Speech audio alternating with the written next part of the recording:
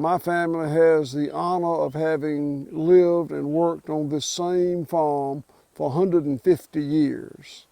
My great-grandfather and my father farmed this land in a manner that would have been very environmentally sustainable and very high in animal welfare.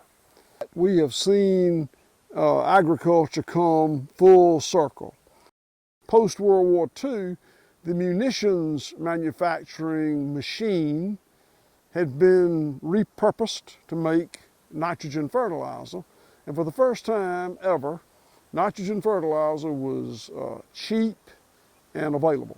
My father was part of the leadership that moved agriculture from high animal welfare, high environmental sustainability to a very, very different system that was, I define it as commoditized, centralized, and industrialized. These three changes were wildly successful in accomplishing what they set out to accomplish.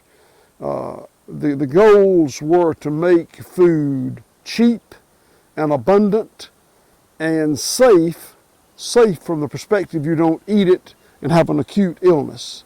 And it surpassed everybody's expectations in accomplishing these three objectives. Unfortunately, there were unintended consequences that fell on the backs of the environment, the land, the animals, and the economic prosperity of rural America.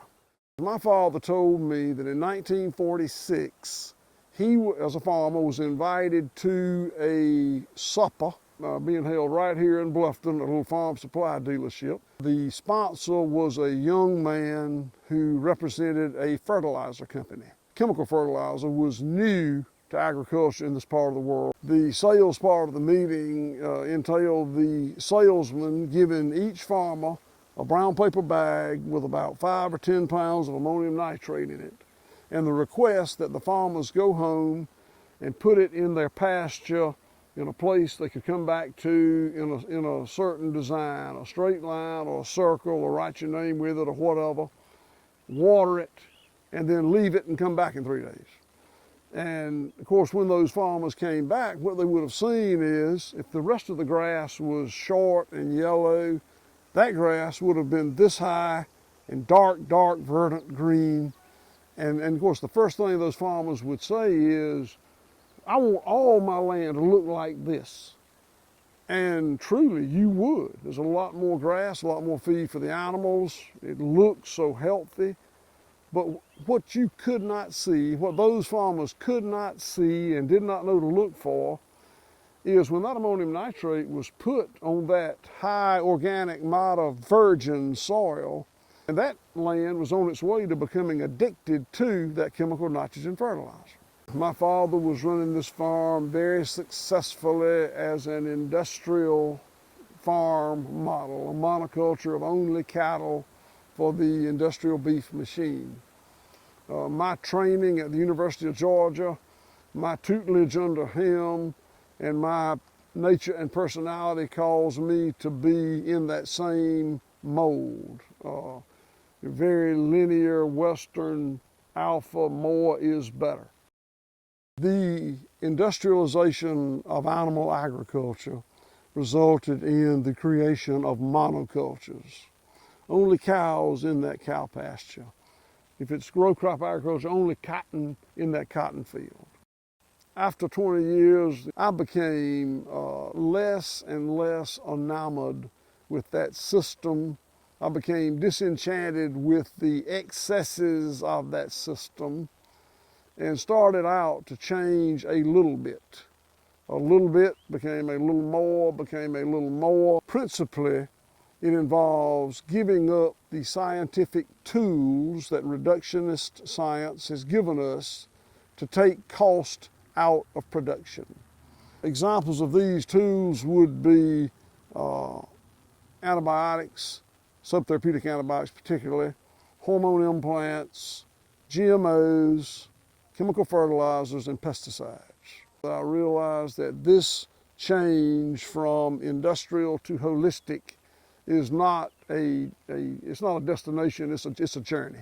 From an animal health point of view, having animals in their natural environment, not crowded, and eating natural foods results in a much healthier animal requiring less treatment. Chickens were born to scratch and peck, hogs were born to root and wallow, cows were born to roam and graze. That's instinctive behavior. It's necessary that I create that opportunity for them. From the land's perspective, a healthy organic soil is an environment, a medium that's teeming with life. Some of it's visible to the eye, most of it is not. My farm sits beside a farm that's been owned by my cousin. He farms industrially, we farm holistically. The organic matter in my soil is over 5%. The organic matter in his soil is less than 1%. After a rain, you can see muddy water pouring off of his farm, much less water, if any, coming off my farm, and what's there is not muddy, it's clear water. The buildup of the organic matter in the soil not only allows the microbes to thrive. When a cow defecates on my farm, dung beetles immediately penetrate the dung, dig into the soil 18 inches deep, creating passageways for the rainwater to permeate the soil, eliminates the stratification of elements, nutrients in the soil.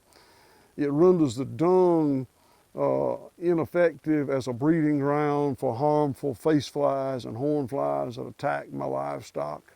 Nature is a smorgasbord of many different microbes and insects and plants and animals living in symbiotic relationships with each other. Industrial, reductionist agriculture ignores that. When we operate as a monoculture, what we're doing is embracing the factory model, and nature is entirely too holistic for that to be made to work without horrendous unintended consequences.